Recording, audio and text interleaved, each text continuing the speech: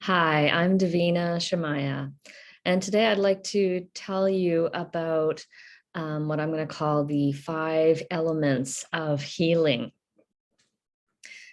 So, yeah, these all really work together. I say the first one is physical. And one of the first things I did in my healing was to start to take care of my physical body.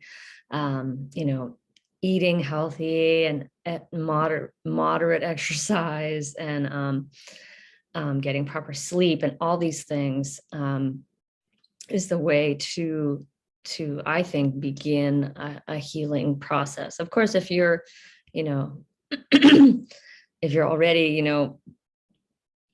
really, I don't know, physically healthy, it's possible, I think, but I think all of these things generally work together. Like there's no, like, our energetic self and our physical self are completely intertwined. So it's important to take care of your physical self and treat your body really like a temple, because it is your vehicle here and your one and only vehicle here.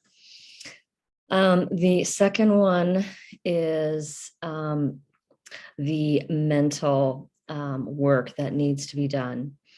And yeah, it's kind of like you have a ball of yarn that's just been tangled up in your brain. And these are all the thoughts, the beliefs, all the conditioning that was fed to you by your narcissistic parents. It can be quite a mess, and it's a very gradual process of untangling these thoughts, these beliefs that aren't true. And a lot of them are based around, like, I'm not worthy, I'm not lovable, I'm not capable.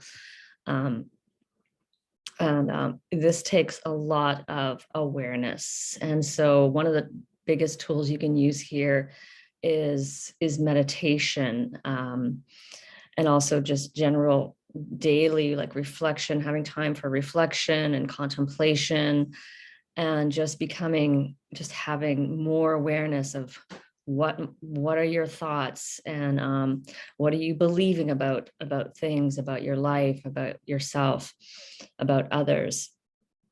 And gradually, starting, because as soon as you shine a light of awareness on these things, they start to kind of lose their power, and you can start to reprogram yourself. Because really, I mean, your narcissistic parents, well, any baby is born into this world like a blank slate, and pretty much anyway. I mean, maybe not completely, but um, and we have no filter when we're young, so everything that our parents do, we just internalize everything.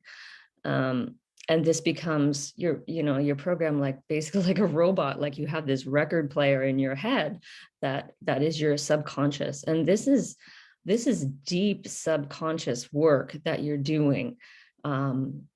This is not, you can't just, I don't believe that you can just start saying, I am worthy, and suddenly you'll automatically believe that you're worthy. And it just doesn't work like that. Positive affirmations do not work like that. They can be,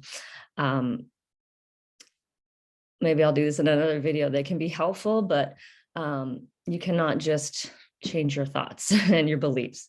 And this leads me to the third one, which is the emotional part.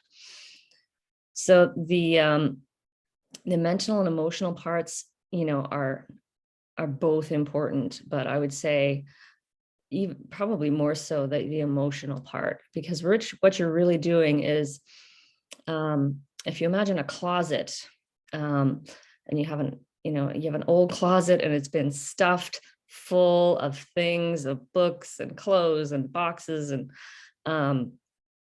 if you can imagine that these represent your repressed emotions, all this stuff in your closet are like the repressed emotions from your childhood. And if you imagine the doors are whatever addictions that you've had in order to sort of hold in those emotions.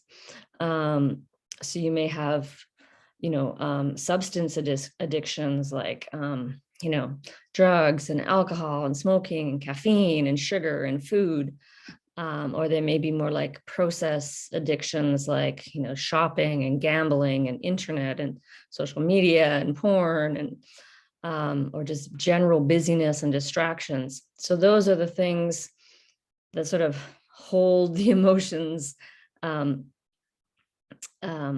keep them stuffed. So as we remove, and a huge one too, another addiction is the codependency and the trauma bonding that we have to narcissistic abusers. And this is also a very difficult pattern to change.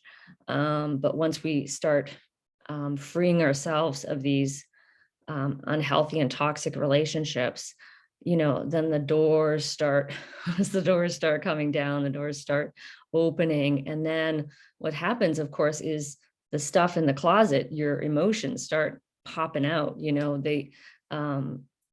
There's nothing holding them in, so they start coming to the surface. And what's happening is, all these repressed emotions are now coming up. So you're now dealing with anxiety and depression and frustration and confusion and guilt and shame and fear and anger and rage and disappointment and heartbreak and grief. Did I say that already? A lot of emotions start to come up, and it can be completely overwhelming in the beginning, because if you imagine, looking in your closet and trying to clean a closet that has just tons of stuff in it, it's very, very difficult in the beginning. But as you start to, one by one, kind of clear out these emotions, it starts to get a little bit easier, and it starts to make a little bit more sense as to what you're feeling and what's going on. So that emotional part is a very key part. I think it's kind of the main part of the healing. And the tool for this is, there's nothing fancy about it. It's sitting around, it's crying, it's feeling your feelings, feeling all of these old and repressed emotions that come up as the flashbacks when you're triggered in different situations. Number 4 is the behavioral aspect. Of course, we have to as well change our behaviors. And with the emotional and the mental work, it becomes easier to change these behaviors, because once we've felt the pain of something, for example, then sometimes we're able to then set a boundary. Like once you start feeling the frustration of someone, let's say being late all the time, then you're able to speak up and say, that's not okay for me.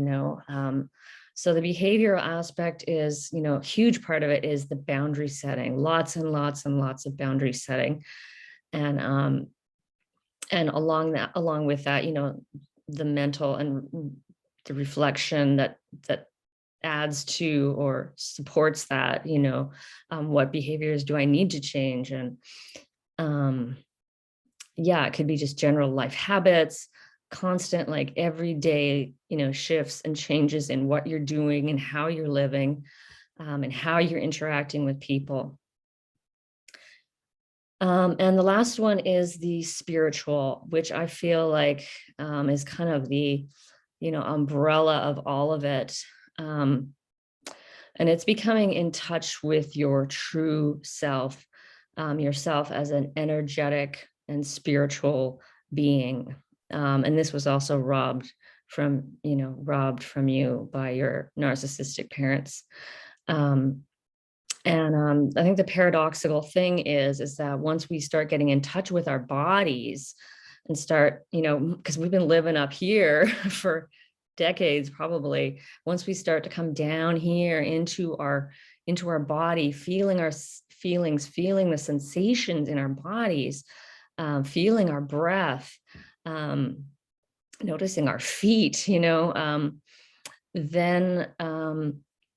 we actually start to become more aware of ourselves as a spiritual being. It's somehow paradoxical. I don't know how that works, but and I find that, I've talked about yoga nidra, but this is a body scan meditation that will help you get into your body. And then it connects you with your true self. You'll become more aware of that inner wisdom, and that true voice will just start coming through, and you'll just start knowing, what's my next right step. And along with that, while you're getting in touch with this, your higher self, your soul, whatever you want to call it, that is also the channel to God. I use the word God. I know that doesn't resonate with everyone, so use whatever word you like. But for me, it's God. It's this unfathomable presence, and you'll start to sense that there's something supporting you through this healing. So once you start taking care of yourself, God will start, God is always taking care of you, but when you really start making those choices, God will be there to meet you kind of halfway. When you take care of yourself, God will also be taking care of you.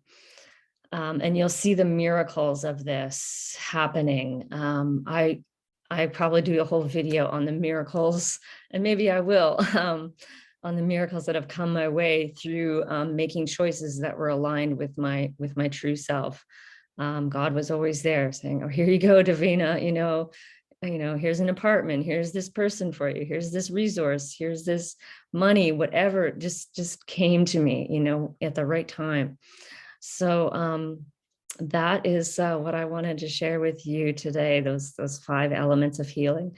And they all work like they're intertwined. So one is helping the other at all times. And this is a big project that you're taking on. And I really honor what you're doing, and wherever you are in your journey. And I am sending you many blessings on your journey of healing and awakening. And I am Davina Shemaya at Boldness Blooming. Thanks for watching.